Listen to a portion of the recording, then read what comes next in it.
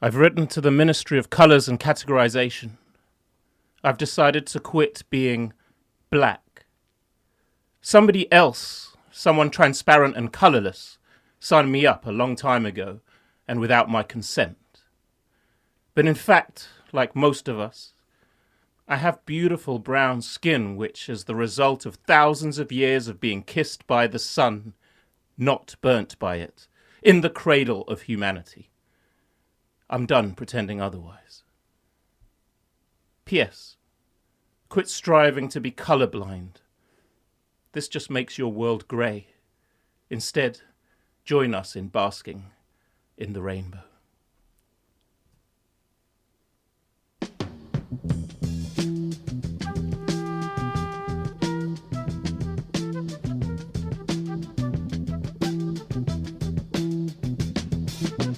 You will not be able to stay home, brother. You will not be able to plug in, turn on, and cop out. You will not be able to lose yourself on Skag and skip out for beer during commercials because the revolution will not be televised. Will not be televised, will not be televised, will not be televised. The revolution will be no rerun, brothers. The revolution will be live.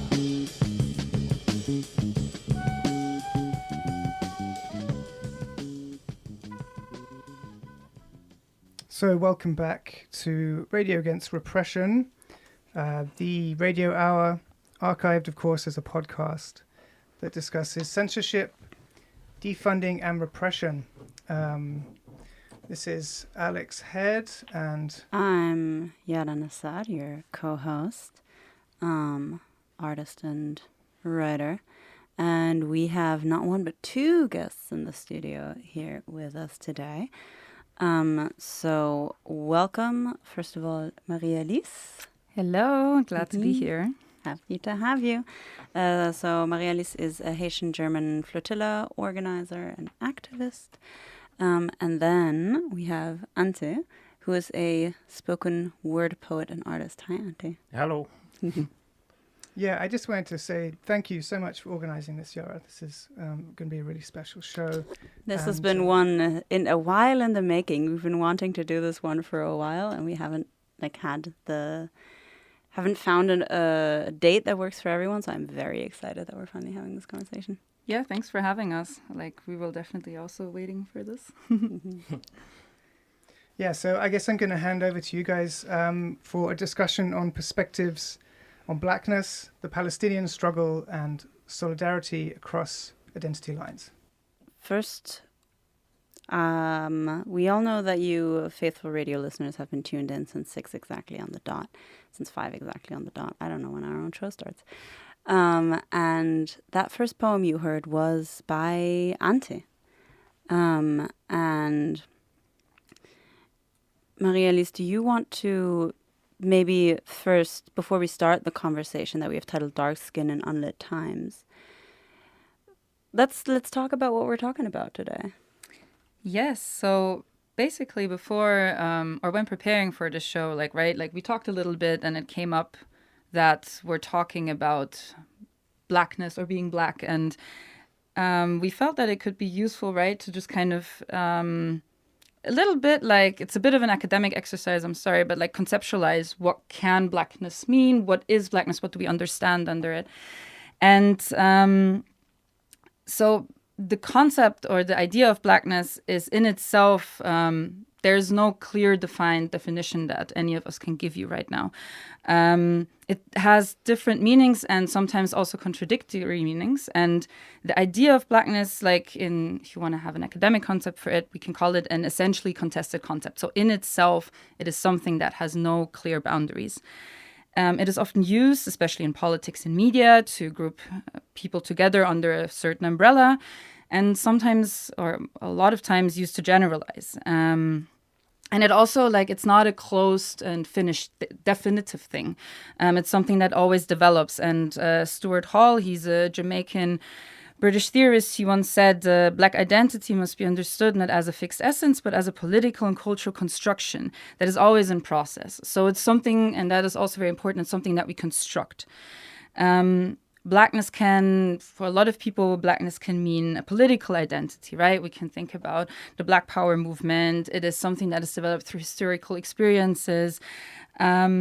It can also be cultural heritage, right? When I say I'm Black and I'm proud, I think about, the culture that defines me or that impacted me, the things, Black music, that we know, all these kinds of things. So it can mean so many different things, but it's also important to think about what it cannot mean or what it is not, and that is, for instance, a nationality.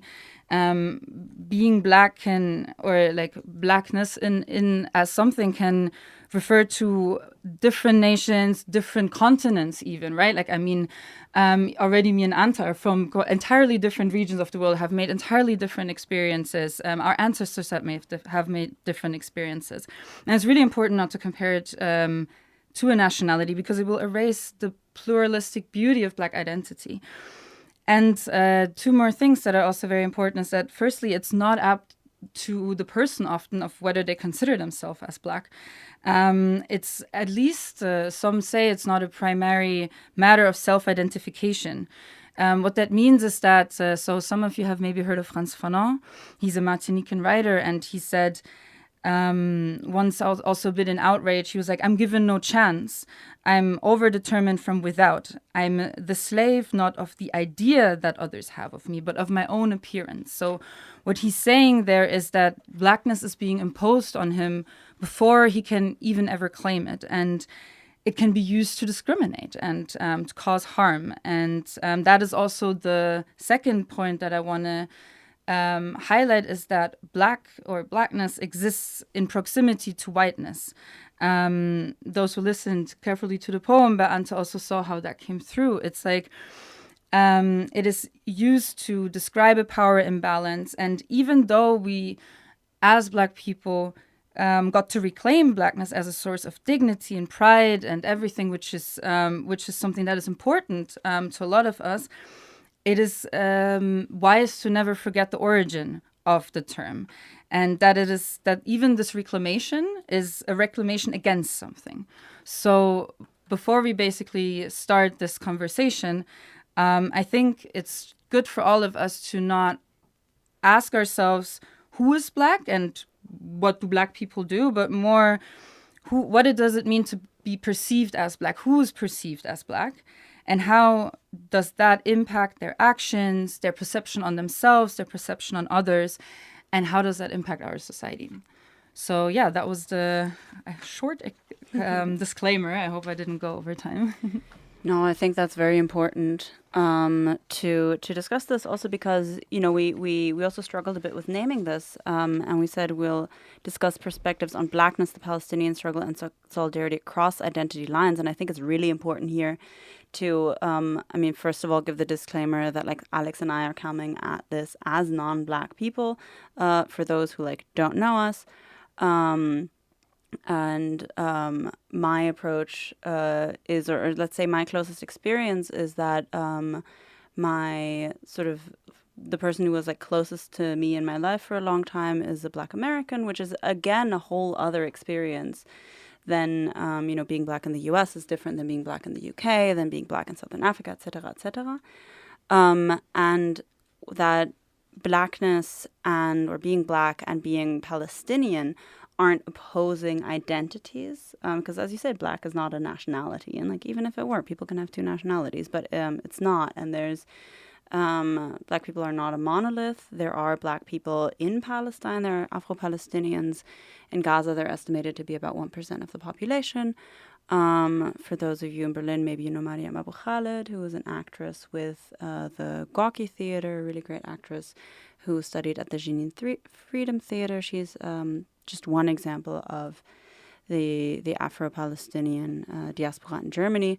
And today we'll be talking about also about specific Black people in Germany and sort of dissecting their actions in connection with German Staatsräson and sort of state-mandated Zionism. But it's also for me important to say here that it's not in a way that we're talking about this today because because they're the worst. Absolutely not. It's just important to also be able to have these conversations within our communities. And so this is a conversation we're approaching with a lot of nuance. But you also already said it, right? It's an important conversation that we're going to have because these nuances are so defining. They can, if we do it right, they can foster more understanding between each other. And I think that's in the end why we're all here, right? Like to not, because that's also the idea of the disclaimer, right? Not to create more categories and more differences and walls and separations, but actually to, hopefully we can come all out of this and have like a bit more better understanding and have like our mind opened to all the different like perspectives that there are. One of them being blackness. Yeah, I think the only thing I'd add is what we've noticed over the last few years is that one of the things that prevents progress is this obsession with white comfort. And the only way we get past that is actually, ironically, being comfortable with white uncomfortability. And so one of the things that means is the need to be able to have an easy answer. Like at the end of this hour, you will not be able to say what is blackness exactly and what is the black experience and so on. But can you be comfortable with the fact that that will be messy and uncomfortable? And this is one of the reasons I like my art form, because it's not about now you have the definition, but it will, by playing with the words and throwing them around and messing with your feelings, which are important despite what the society tries to make you believe here, then you will have learned something and be inspired to explore and then get to this endpoint, which we want is to be seen primarily as human beings, but not despite and not by ignoring all the things that make us up. So with those multiple disclaimers out of the way, let's get into it. So the last few years have seen here in Germany a massive wave of repression, state repression, societal repression, and within this we have seen a outpouring of solidarity across what you could call identity lines, but also a desolidarization in some points. And in Germany, we have seen certain Black people and Black groups support Zionism and in some cases even use their Blackness as a shield for that support of Zionism. And simultaneously, we have double attacks on Black people who support Palestine. So to name some examples for both of those things, Achille Mbembe, this was in 2020, is a Cameroonian scholar who was disinvited from Ruhr Triennale because he said some things about Israel being an apartheid state. And Germany did not like that. Specifically, one FDP politician did not like that. And among this attack where he was accused of being an anti-Semite, this person from like a former German colony, and then white Germans go and call him an anti-Semite. There were, of course, also like racist attacks against him for his Blackness in connection with the support for Palestine. And then on the other side, Black people have been supporting Zionism. So we have Joe Cialo, for instance, the former Berlin culture senator who was deeply involved in the massive anti-Semitism funding scandal where the conservative Christian Democratic Union just handed out like hundreds of thousands of euros to wild Zionist groups. We have Michaela Dudley, we have Aminata Touré, who was a politician in Schleswig-Holstein in the north of Germany who fired a state secretary over Instagram support for Palestine. It was like a very small thing. So we have a couple of more of these examples. But that's sort of, we've seen this twofold movement, basically. How do you categorize and explain this within the reality of this racist German society that we live in? Who wants to start? Well, maybe I'll just say something and then you can talk about Germany specifically. Mm-hmm. But what this reminds me of is there's a term called the house Negro. There's actually a better term, which I won't use because we're on radio. But And it's this idea that if you think about slavery, there was essentially these two categories, and they were essentially a class. Now, I'm simplifying greatly, but they were often in conflict in terms of the benefits. And often you had the house Negroes actually siding with the master. Right? They actually spoke the language of the master, and in many ways their life benefited from some of the things in comparison to the slaves working in the fields. And any movement which moved, a step forward for the outside slaves could actually be a massive step backwards for the house Negroes. So they were in conflict.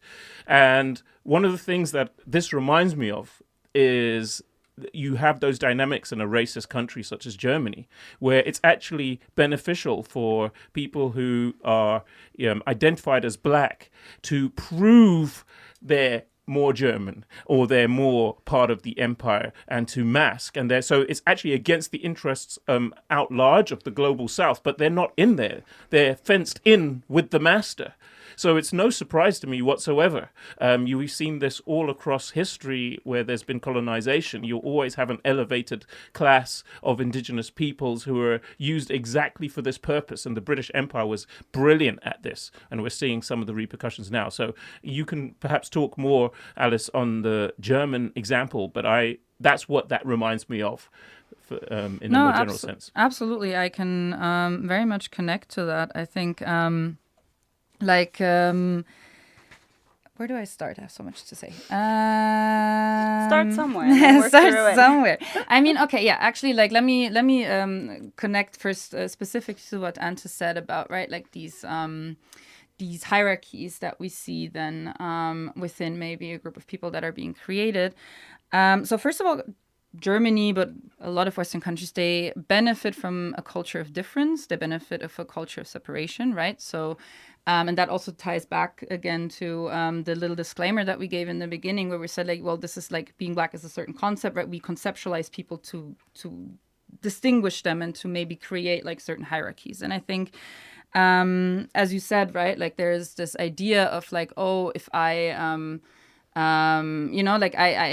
this kind of proving yourself in the system, maybe even instilling yourself to slightly, I'm better because I got a better position. I've been given a better position. It is genuinely beneficial. Look at the roles they're being given. They get paid more, they get elevated, and so on. It's not just in your head. Absolutely, and this will also come to another point that I want to talk about, which is the capitalist dynamic here. But before I do that, I want to also, and I'm sorry, I'm an academic person, although I have a lot of problems with academia. We can talk about that in another podcast.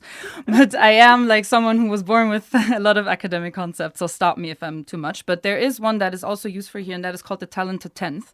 And it is it was coined by someone who's called Dubois. A lot of people maybe have heard of him from the idea of double consciousness. But also what he said, and he actually took that back a few years after then. And it has been a little bit debunked, but there is still this idea, and it connects to that idea of of this house Negro idea, and that is the liberation. So he's American, so he spoke in that kind of context, and it was the liberation of Black America requires the cultivation of a leadership class. At that time, that were Black men, women not, Black men, who thought that there's some kind of way of if we just have this elite group of people that is just can prove to themselves, to the white man, that they are indeed smart enough and they are indeed worthy enough, that will then uplift everyone. And that is very wrong, as we have seen, as you're giving the example here, right?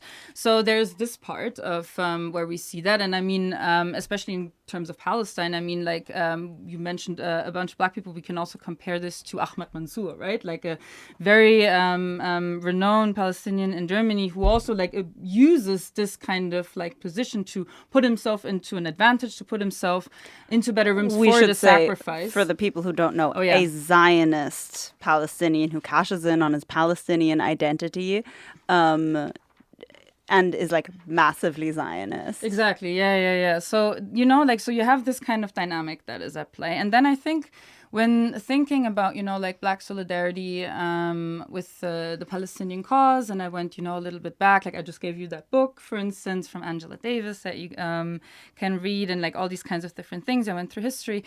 there's also maybe two dynamics that I feel like are quite noticeable, and that is that when we see Black solidarity with Palestine, it is often phrased in two dimensions, and that is there's a racial capitalist critique. So there are different structures at play, like for instance, like imperialism, but always also like in this imperialist capitalist way, we're connecting.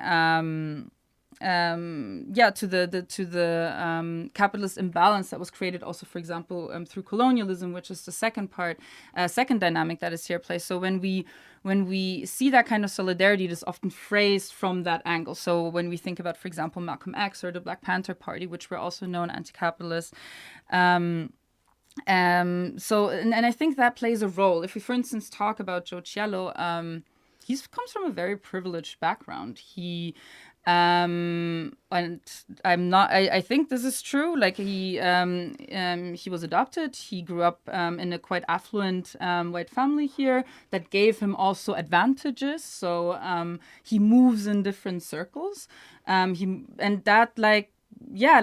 not that, he sat down and he reflected on it. No, he capitalized on it to that extent. And I think that's also very beneficial when we think about these things, right? Like people are not just one kind of identity, right? Like, especially, for instance, with Cielo, like I think this intersectionality, which by the way was also a term coined by a Black woman, that is very much at play here, right? Like if we just look at his Blackness, we're like, okay, but why, are these people not showing solidarity? And if we're then like starting to kind of look a little bit closer on their background, on their attitude towards other topics, it becomes a little bit more clearer, right? Like radical solidarity with Palestine came always from a corner that was always anti-imperialist, that drew a lot of connections to incarceration, detention, like a lot of things that were relatable to especially the Black working class. And I think that's important to note, because that's also where we can see where we can build more bridges, right?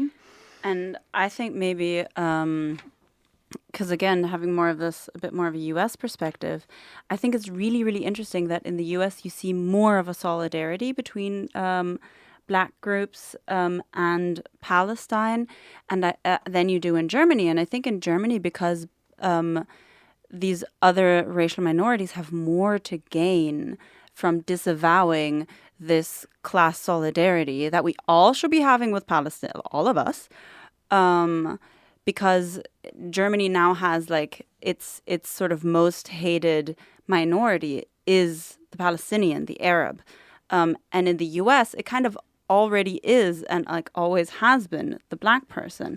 Additionally also the Native American.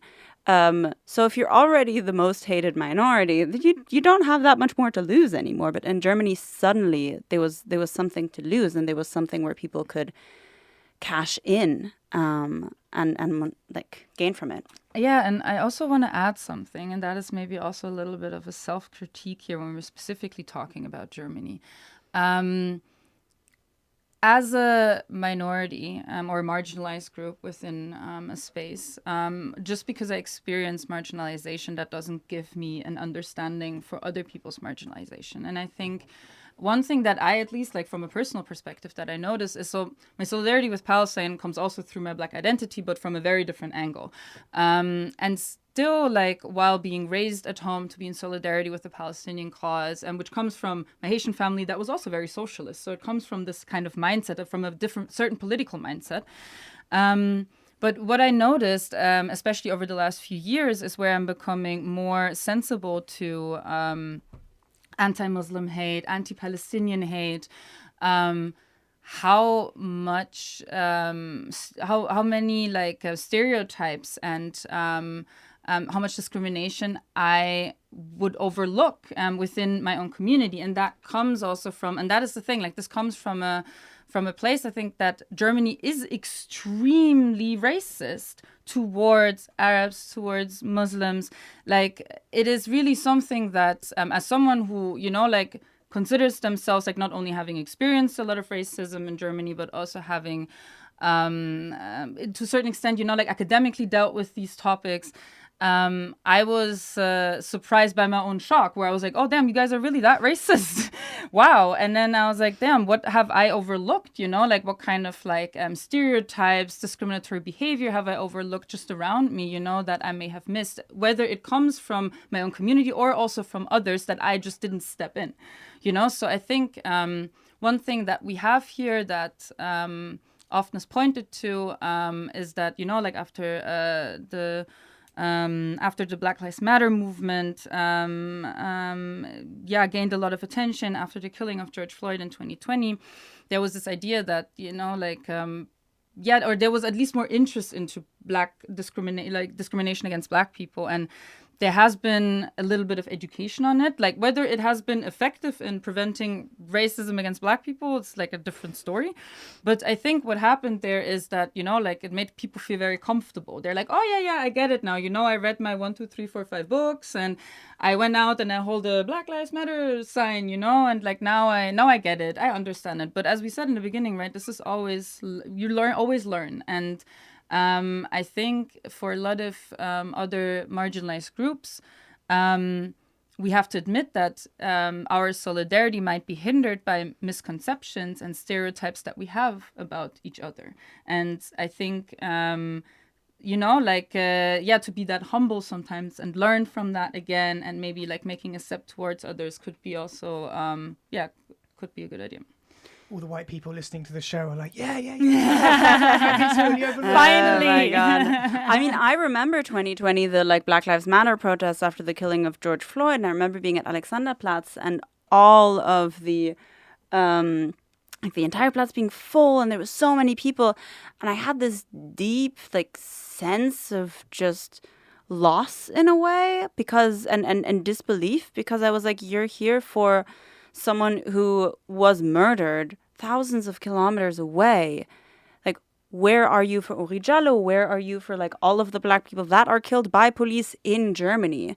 I feel like it was also, there was also such an outpouring of solidarity for Black Lives Matter because it was something that German people could detach from. Absolutely. And they could actually use it to be like, no, the US is where it's like really bad, and we look at us, we're here, and we can pat ourselves on the back. That we like stood up against racism, but without actually needing to confront any of their complicity in the system. Be that, you know, Germany's own racism against Black people, which I won't say that like there was no confrontation with it. I do think there was some of it. But also all of Germany's other racisms, like for instance, towards Palestinians, towards Arabs, towards Muslims, towards like all these other groups as well, like anti-Asian racism, which we saw a lot in the 2020s.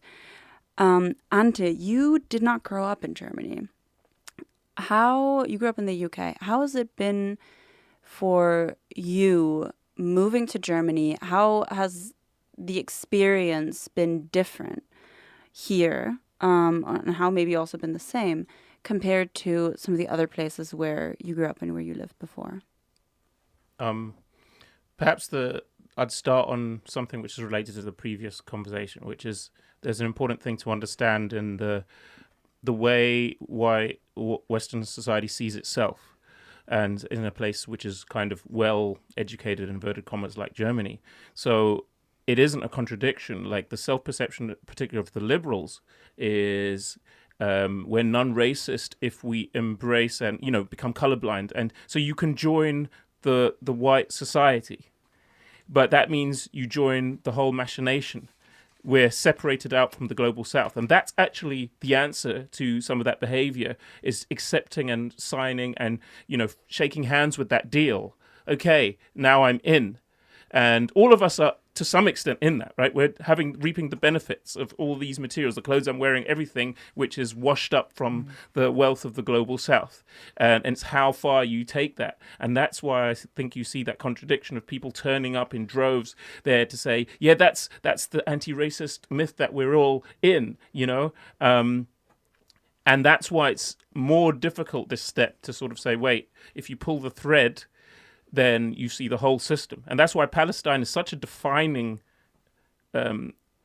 thing, because you can see it and make that weird bargain, you know, pretending that you're a non-racist and da-da-da. Once you see the hypocrisy and the lies and everything that means, it all unravels at Palestine. That's why you have liberal except for Palestine, because it's almost like the construct, the empire that we're in, can take in certain things. Like at some point they just said, you know what?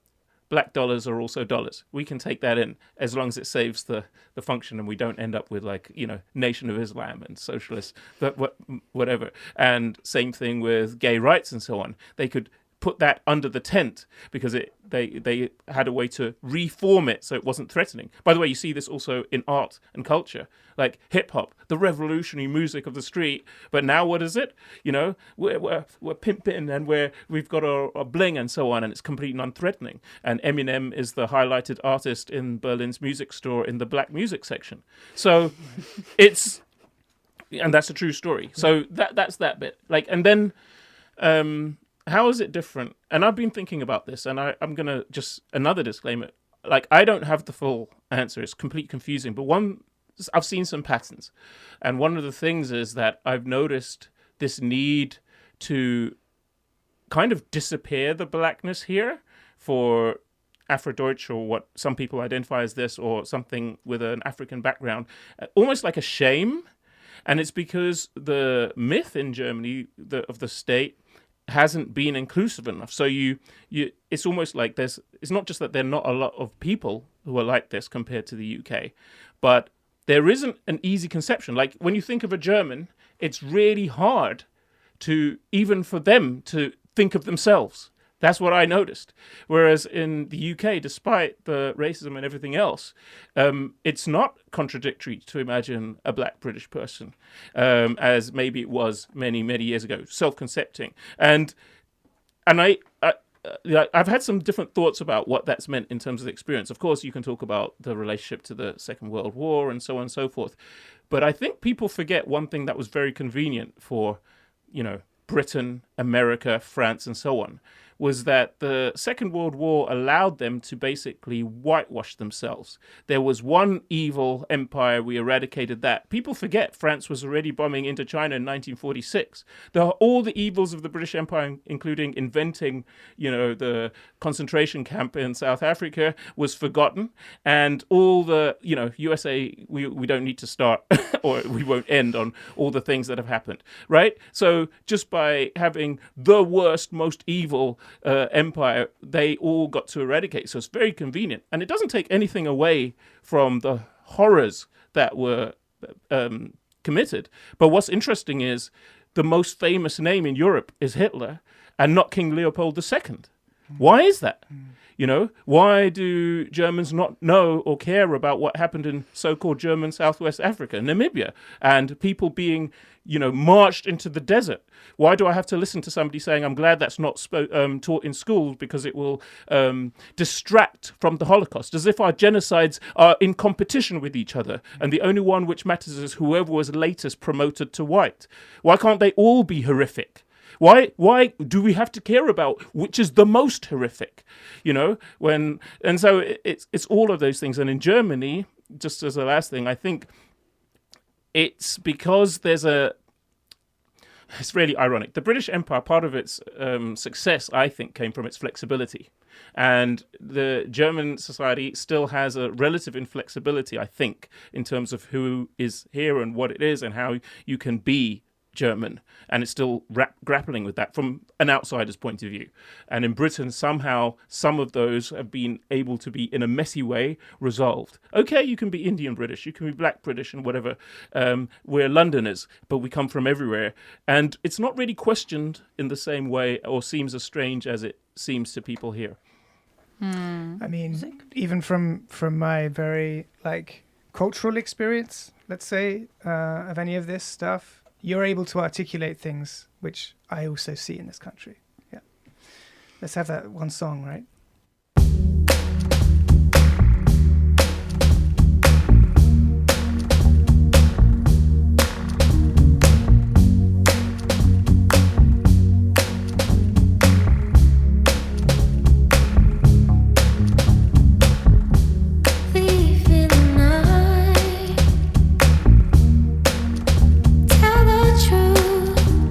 White lies spread.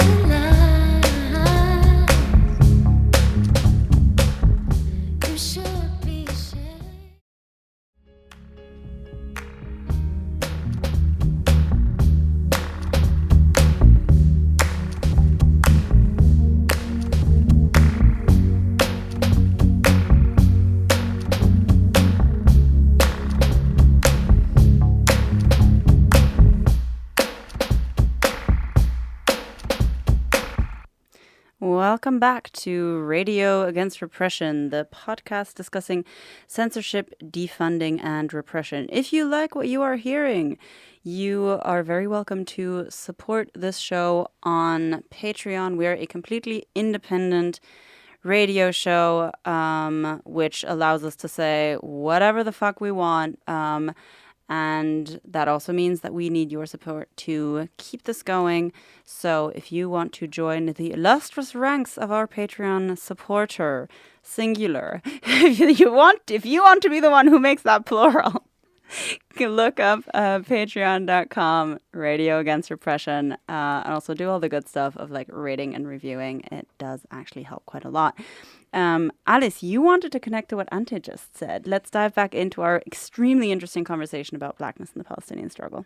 Yes, just maybe like a small thing that because Anté went about, like how there's like often this distance here, that you feel in Germany, and it reminded me of a term that I only know like in this context from Germany, and that is the Passdeutsche. So it means the passport Germans, and it refers to the fact that like someone like kind of sneakily got their German passport and then therefore identity like in a, like they're not really Germans, they're just on paper, or they always make it like, oh, you're on paper German, like it's like it's just a card that like defines that you're German, you're not actually it, which ironically, like, I mean, nationalities do work that way, but in this case it is used, to exclude people. And it's so interesting for me because I was born in Munich, but then I moved with my parents to Florida, to the United States, and I lived there until I was 6. And in Florida, there's a lot of Haitians that live there.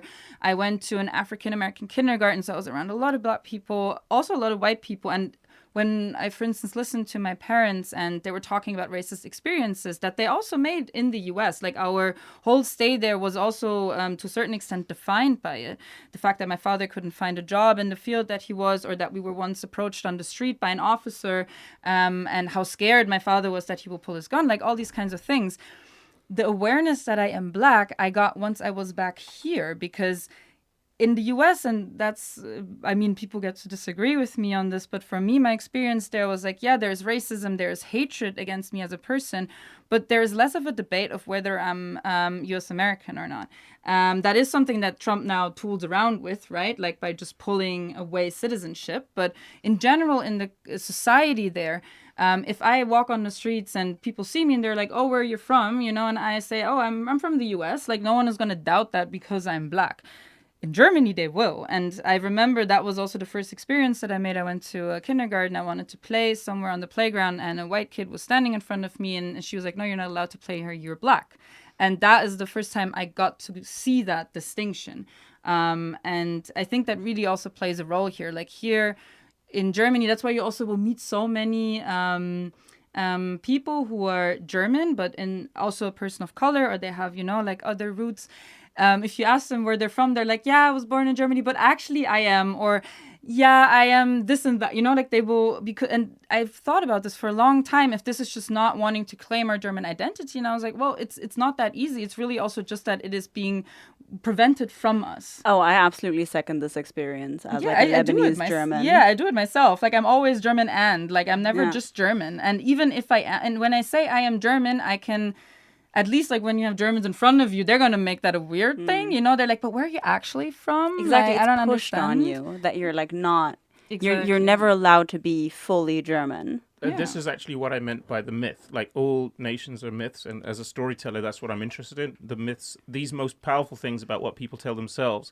And that was the sort of clever but also pernicious thing about the British Empire. It was able to have a flexible enough myth that this is the mother country and this was the empire, and we're all for, my mother was born in the British Empire. So another way of understanding when it was this bombed out country saying, please, we need people to come and work and rebuild it and be the cleaners and the bus drivers, was come home. We spoke the same language. We had the same laws. We had a parliament based on that. You come back here and then you just come to the mother country. And that has an interesting thing, because then even though there was like racism, there was also this ability to absorb it. And now, tea from India is British. Curries from India is British. You know, we've got communities from wherever, and you can absorb that. All the popular music. The reason why you have the Beatles and the Rolling Stones is exactly because of that. It's not a coincidence.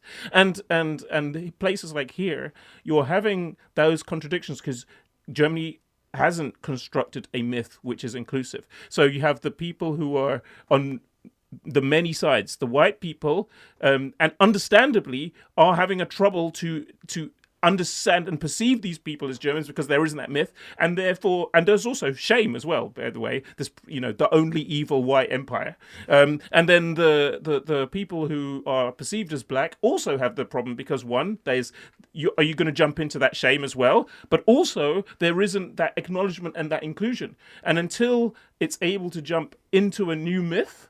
And that's where we are. Demographically, it's going to be interesting because facts on the ground are changed. There just are a lot of people of color and of immigrant background here and children who are mixed. So it's in some ways has some rhymes, let's say, with 80s Britain. It's not the same. It hasn't got the same history, but that's going to play into it. It's not just politicians going to decide. It's the fact that, wait a minute, what we're going to do, that there's millions of people who are mixed race here compared to 3 generations before. Absolutely. What have your two experiences been personally with racism and the Palestinian struggle? Like you're both active in the Palestine Solidarity movement in Berlin. Alice, you also organized Flotilla, so also internationally. Is there something that you'd like to share concerning that? I think Alice will be able to talk a lot more about some things in the German context and repression directly to that. I'll maybe just share a slightly left field sharing because I was at actually a protest in London. And a guy, I don't remember where he was from, it might have been Senegal or Congo, and he was basically saying, why are you there shouting for them? Why aren't you shouting about Congo? And of course, I talk to him, I do a lot of things for Congo, but I see Palestine is very central and it's the same story. And he highlighted that, the Arabs they hate us, they're racist, and he reminded me about the slave trade there, which of course I know about. And it was very interesting because I could feel that pain. And this is something that I like to remind people is that there is a lot of, wherever we go in the world as people who are seen as black people, we will be at the lowest rung, including on the continent of Africa. Like there isn't a place in the world where we won't be at the lowest, except in this bizarre twist you talked about where right now in Germany, as long as, I sound British and whatever, I can maybe be this token person that can be proven as, your ticket for being non-racist, which is why I wear my kufiya everywhere I go so that they won't be able to do that. And I can be demoted to my rightful place in the global south. Or solidarity, at least. Sorry, Alice. No. You actually just said something that I can very well connect to, which is like wherever we go, basically this kind of hierarchy applies, and I think it's probably that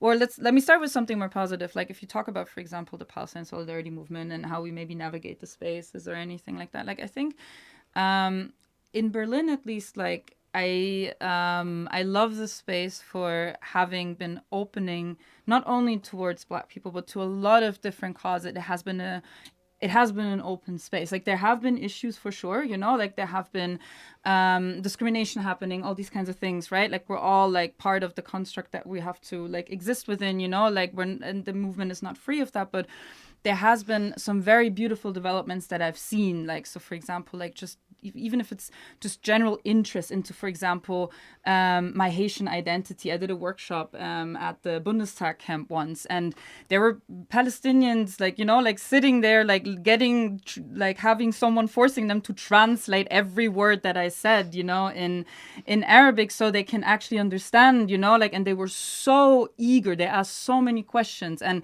every question that they asked was done so they can build a relationship. They were like, oh my God, this is happening to Haitians. That's crazy. This is happening to us. Oh my God, I want to know more. How can we, so that is something that really opened my heart, because I have never felt more at home in this country than in this movement.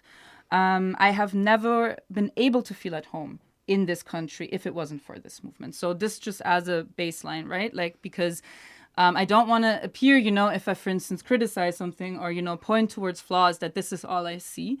And that part for me really, like, that means so much more to me personally, especially, than I can maybe ever explain. Yeah, can I just put a little thing in there as well? Because that is very much the experience. Like, I feel like many people of Arabic background or other people of color have seen us for the first time.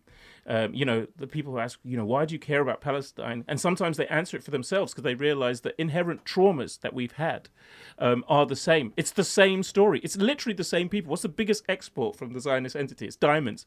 Palestine's beautiful, but it doesn't have diamonds in it. Oh, wow, they come from Eastern Congo and South Africa. Surprise, surprise. Same thing. The guy who invented apartheid went over there and said, wow, how you're doing it is great. We couldn't dream of being this efficient. So people are seeing us and our stories in a different way. So it's creating, like, as you said, a new groundswell. And I think what a lot of people who are outside of this, maybe white Germans, don't realize is the way people are able to be human with each other and see each other has transformed the lives of people here of color.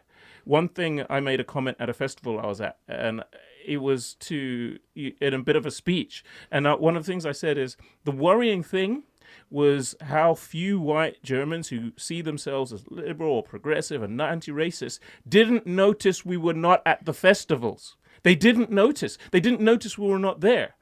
Which means if we're genocided, you won't notice the difference. Yes. You're fine with us not being there. Mm-hmm. So the fact that you went on an AFD march and didn't notice that the Palestine bloc got knocked away, or that you feel really anti-AFD good, march, yeah. We should clarify. Sorry. Yeah, anti-AFD. It's this idea that people want a prize, I sometimes think, for being anti-race, like against racism. It's like, I'm sometimes having a conversation and I was like, do they want me to clap? And I think for the first time, we're around spaces where people are seeing us and understanding the history and deconstructing for themselves. Maybe it comes back to what we talked about at the top of the hour, for themselves, by just seeing us and seeing the commonalities, but also seeing the inherent contradictions and differences.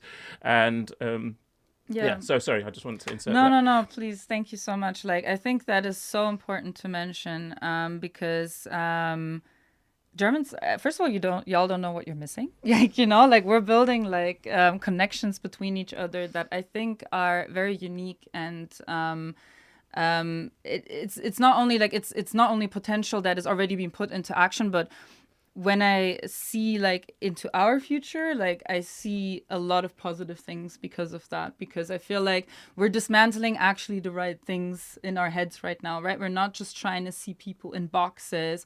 We're not just trying to, I had a great conversation at the camp once, which was, we were talking about the influence, how, I'm not entirely sure how it started, but let's say, how Zionism is influencing different countries and things like that, and how religion can be used, how Christianity can be used, in these kinds of ways. And then there was a person who basically said, at one point they made the claim that, in Nigeria, there's Islam, but that was not oppressed on people. They accepted that willingly. And then another guy, sat next to him, and he's also Palestinian. He said, I don't know much about this, but the way how you're saying this doesn't, this seems wrong. Really, do you think they went there and they just, willingly, because, they saw Islam and they're like, oh, this is the solution. He was like, I don't know, we sound like the wrong people in this conversation, And that's the nice thing about this, right? It's not about knowing everything. It's not being of everything all the time, aware and understanding everything, but to listen partially to your gut, but also to the principles that we're trying to uphold amongst each other, right? I care about Palestine. I have a lot of amazing Palestinian friends, and of course I feel a certain connection at this point to the culture. But the reason why I care about Palestinians is not for the fact that their nationality is Palestinian, but because I feel the inherent obligation as a human being, as someone from the way how I was raised and I was brought up, to step up for each other. And I think that is that is my first reason of why I'm getting active for Palestine. I think there's a little also hint at one of the things that we're reimagining is that if you think about it, I'm the colonized product. So, I've fought for my right to be seen as a British person, with full equal rights, which means I also inherit all the worst parts as well as the best parts. But I speak the language. I have the same cultural things. I love tea and so on. And that's why I'm not as threatening.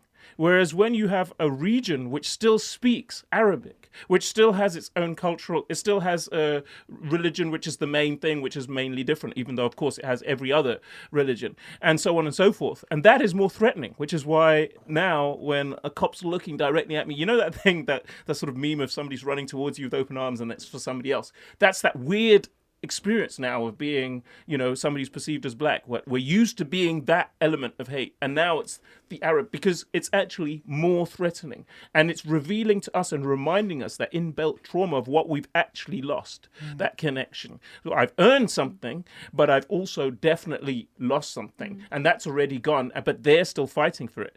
The belonging, the land, they're still connected. That's still connected. That's what, our parents had to emigrate to try and stake a claim in the land, to have some right to live and a better experience for their children. And yet you have people who still are on their land, still speaking their language, their religions, their traditions, their olive trees.